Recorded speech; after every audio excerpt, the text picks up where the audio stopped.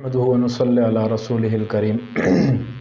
آج ایک بہت اہم مسئلے کے اوپر ہم انشاءاللہ بات کریں گے جو تکبیر تحریمہ سے متعلق ہے۔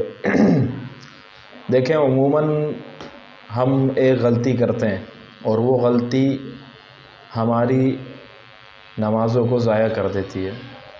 اکثر لوگوں کی عادت ہوتی ہے کہ جب وہ نماز کے لیے نیت باندھتے ہیں تو وہ تکبیر تحریمہ جو ہے اس کو زبان سے ادا نہیں کرتے، یعنی زبان سے اس کو تلفظ نہیں کرتے، بس دل ہی دل کے اندر اس طریقے سے ہاتھ اٹھائے، ایسے کیا اور بس نیت باندھ لی۔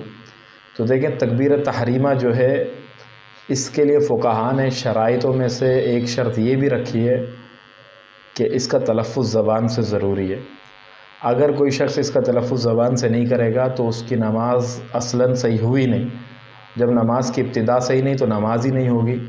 تو اس لیے بسا اوقات ایسا ہوتا ہے کہ بہت سارے افراد ایسے ہیں کہ انہوں نے زندگیاں گزار دی نماز پڑھنے کے اندر، لیکن انہیں نماز کے مسائل نہیں پتہ، اس وجہ سے ان کی تقریباً تمام عبادت کیا ہو جاتی ہے، وہ ضائع ہو جاتی ہے۔